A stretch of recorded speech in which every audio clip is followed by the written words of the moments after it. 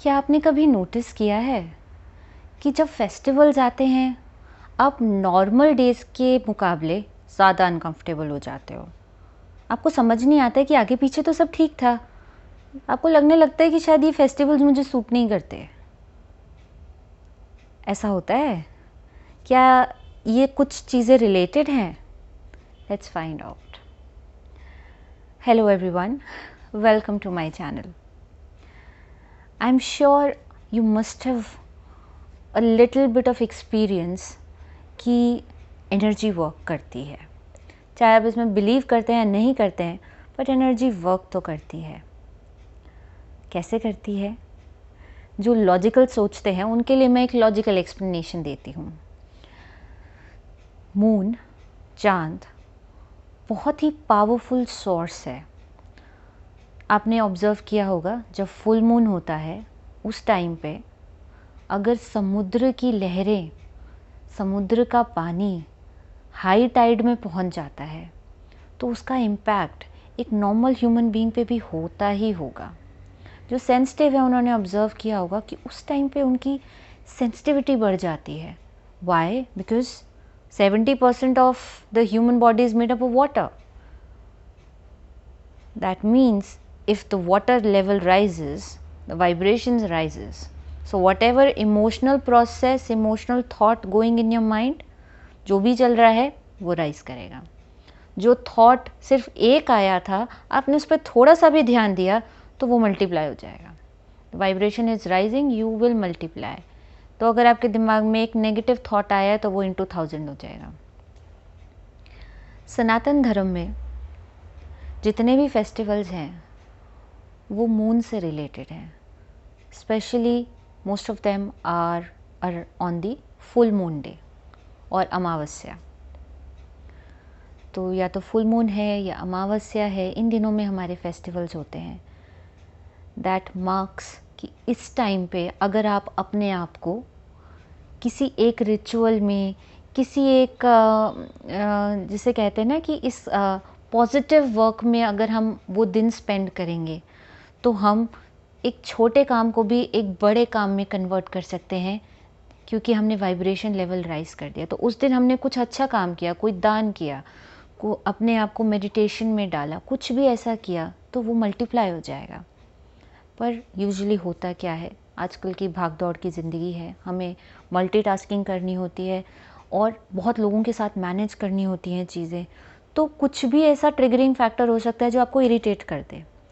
Also कुछ लोगों की टेंडेंसी होती है कि उनका फर्स्ट रिएक्शन कुछ भी अगर सिचुएशन अकर हो जाए तो वो थोड़ा सा नेगेटिव होता है। कईयों को कुछ भी हो जाए तो उनको सबसे पहले स्ट्रेस आती है, चाहे पॉजिटिव चाहे नेगेटिव जो भी है, उनको सबसे पहले स्ट्रेस आती है। कुछ भी हो जाए वो सबसे पहले शक के घेरे में आ जाती है कि क्या ये जो हुआ है वो सही हुआ है या नहीं हुआ है। सो यू नो, तो या तो आपकी पर्सनैलिटी ही ऐसी है कि आप थोड़े से पहला रिएक्शन आपका नेगेटिव रहता है, या फिर ट्रिगरिंग फैक्टर कुछ ऐसा हो गया कि आपने नेगेटिव बात को पकड़ लिया और वो मैग्नीफाई हो गया। क्यों? क्योंकि वो मल्टीप्लाई हो रहा है।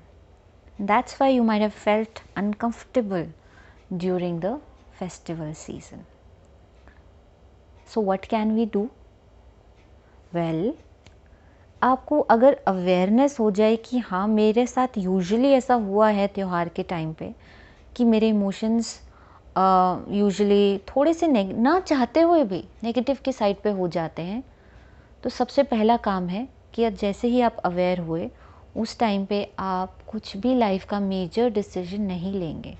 तो if you are getting into a fight with somebody, avoid on this day, one day prior and after, क्योंकि फुल मून का पूरा भी इम्पैक्ट रहता है उस टाइम पे। क्योंकि आप इमोशनल स्टेट में थोड़े से बहुत ज़्यादा घूम रहे हैं तो आपकी जो डिसीजन मेकिंग एबिलिटी है वो बायस्ड हो सकती है, इसलिए आपको इससे बचना है। Second, do not do anything major during these days. जो इस टाइम पे रिचुअल्स बने हुए हैं बस उसका पार्टिसिपेट करिए एंड दैट इज़ इट। बहुत ज़्यादा एक्सट्रीम एंथुजियास्टिक भी मत होइए और बहुत ज़्यादा डल भी मत होइए। So avoiding extremes, just doing what you are suppose to do, that is it. And lastly, जब ये सब त्यौहार बने हैं, इतने पुराने बने हैं, जो रीति रिवाज बने हैं, इसमें हमारे रिचुअल्स में और हमारे फूड आइटम्स में भी ऐसी ऐसी चीज़ें इनकॉर्पोरेटेड हैं कि वो आपके मूड को अपलिफ्ट कर सकती हैं। तो जो भी मिठाइयाँ हैं, जो भी पकवान हमारे फेस्टिवल्स में आते हैं, वो सीज़नल होते हैं, सीज़न को ध्यान में रखते हुए आते हैं कि क्या सीज़न है, तो इस टाइम पे हमारी बॉडी को किस चीज़ की रिक्वायरमेंट है, तला हुआ, मीठा, किस तरह का। मीठा खाने से आपका जो सैडनेस है वो थोड़ी देर के लिए अपलिफ्ट हो जाता है, ताकि आप जितना भी टाइम उस टाइम पीरियड है उस फुल मून का, आप थोड़े से अपलिफ्टेड रहें, थोड़ा बेटर फील करें, ताकि आपके इमोशंस एम्पलीफाई हो जाएं, आपको अच्छा लगेगा। So actually festivals are the time that you can धीरे धीरे convert into thinking more positive during these days, so that आपका बैंक अकाउंट भर जाए मोर पॉजिटिविटी से। I hope you've understood the mechanism behind it, and now instead of being a victim during these festival season, you can be a winner, you can be a player, you can be smart enough to just be okay. धीरे धीरे आप इस neutral state से आप positive state में भी आ जाएंगे और आप इन फेस्टिवल सीजन्स को एक्चुअली में अपने आपको एक हायर मेंटल एबिलिटी और हायर इमोशनल स्ट्रेंथ के लिए लाइफ लॉन्ग यूज़ कर पाएंगे। जो लोग थोड़ा एस्ट्रोलॉजी में बिलीव करते हैं उनके लिए मैं ये ज़रूर बताना चाहूँगी, कुछ लोगों के बर्थ चार्ट में ही ऐसा होता है कि उनका मून जो है वो डेबिलिटेटेड होता है, वीक होता है, या उसकी पोजीशनिंग कुछ इस तरीके से होती है। वो लोग जिनका मून थोड़ा वीक है वो लोग अमावस्या के टाइम पे बहुत ज़्यादा अनकंफर्टेबल रहेंगे। फुल मून के टाइम पे उनको थोड़ा स्ट्रेंथ मिलता है कि okay we can do something. तो आपको ऐसा बुरा नहीं मानना है कि हमारे साथ ही ऐसा क्यों, हमारा ही मून क्यों वीक है। जिनका बर्थ चार्ट में मे बी मून बहुत स्ट्रांग है वो इमोशनली और साइकोलॉजिकली बहुत फिट रहते हैं।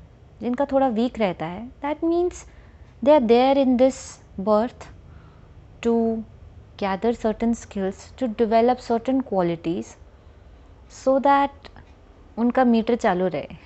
उनको ज़रूरत नहीं है कि अगली बार हम स्ट्रॉन्ग मून लेके आएंगे। They have developed that strength and that ability to stay mentally and emotionally strong. That is the purpose. If you have liked what I have said, please press the thumbs up and subscribe to my channel if you haven't done already. Share this video with your friends and family. I wish you a very happy festivals. Thank you very much. I'll see you in my next video. Take care. Bye bye.